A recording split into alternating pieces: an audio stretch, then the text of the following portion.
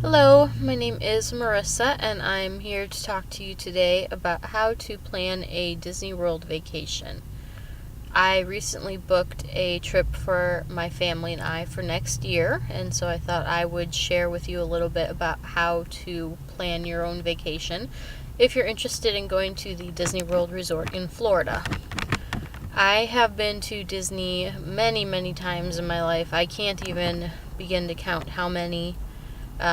My family and I, growing up, went pretty much at least once a year, every year that I can remember of my life growing up. And then I also now go with my husband quite frequently.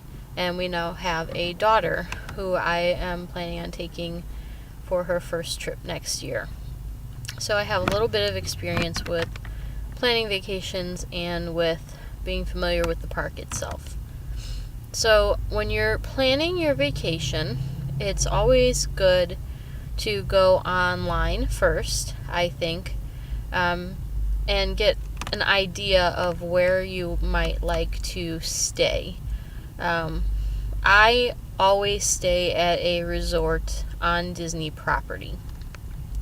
So if you go to mydisneyexperience.com, it will take you to information about the different resorts that Disney has, and you can look through those resorts and also look up the dates that you're thinking of going on vacation and see what the cost would be to stay at the hotel during that time period. Disney has 3 different levels of resorts. You have value resorts, which are the cheapest, moderate, and then deluxe. And the value resorts, I have only ever stayed at one, and we are going to stay at one next year. I stayed at the Art of Animation Resort about 3 or 4 years ago, and I enjoyed it a lot, and I did not actually see too much of a difference in the experience between the value resort and the deluxe resort, and so I did not see a reason to pay the deluxe resort prices for this next trip. I'd rather spend the money on souvenirs and other fun experiences than the hotel room, which we're barely in anyway when we visit Disney. The value resort, to give you an idea, the one that we booked for next year is Pop Century, and that was $140 or $150 a night. And then the deluxe resort that we stayed in for our honeymoon was about $750 a night. So that gives you a clear example of the difference in the prices. So Disney has a lot of videos and pictures on the website of the resorts. It gives you a list of all the amenities at each resort. And you can also look up the maps to see kind of what the layout of the hotel is as well, and where the buses are located and things like that. And so it's a good place to start. Also, if you'd like more information on them, you can get a free DVD, a planning DVD from Disney. They'll mail it to your house, or you can sign up actually and watch it online right away. That gives you a lot more information about the hotels.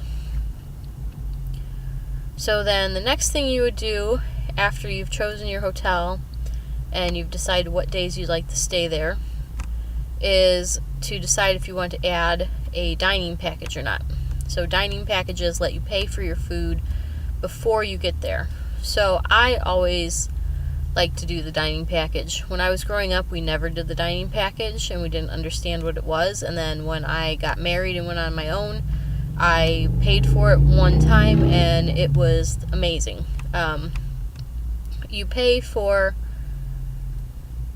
everyone in your party for all their meals. It's about $2,000, give or take a little bit of money depending on which one you pick. And it covers breakfast, lunch, and dinner every day, the whole time you're there, plus snacks.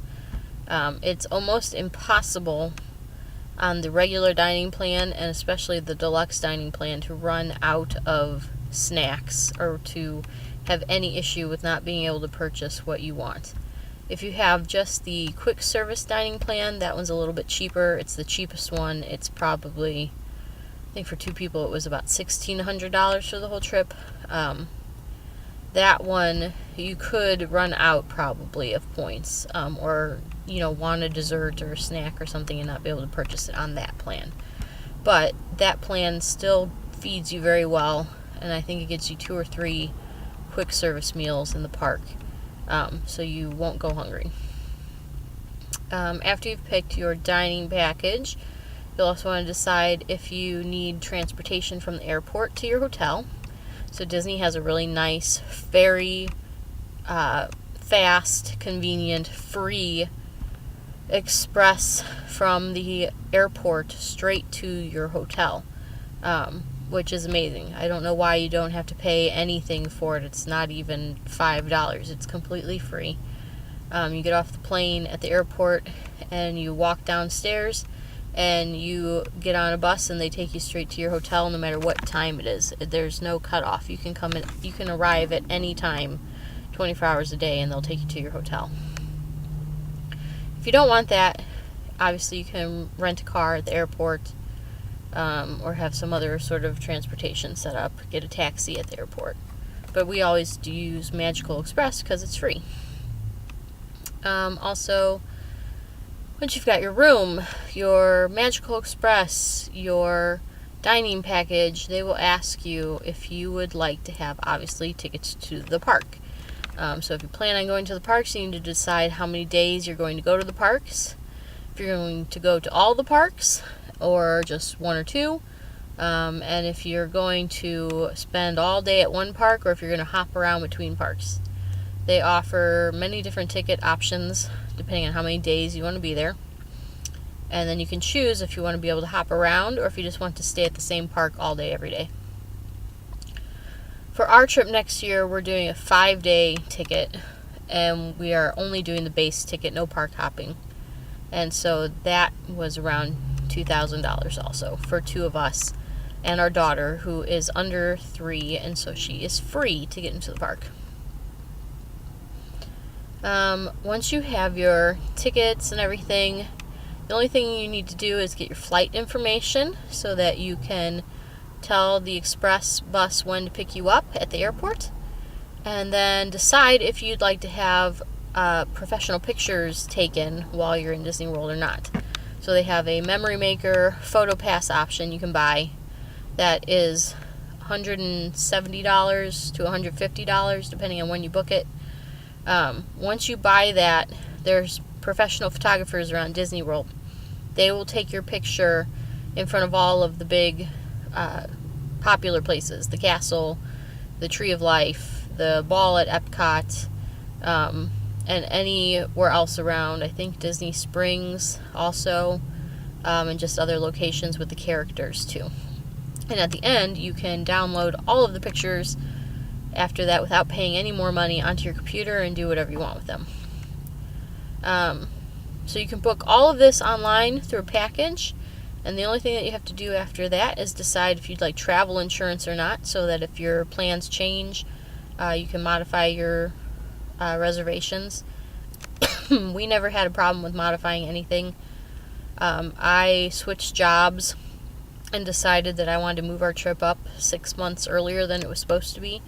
And I called them up and said, hey, next weekend can I come and we can move our hotel reservation to then. They moved everything for us. No cancellation fee, no penalty whatsoever. And just moved us up, and we got to go 6 months earlier on our vacation. So we've never had a problem with Disney. But that is all for the very basics. Go ahead, explore the website a little bit, and then I will make another video with more specific details later and post it in case you have specific questions about each one of those options. I'll see you later. Thanks for watching. Bye.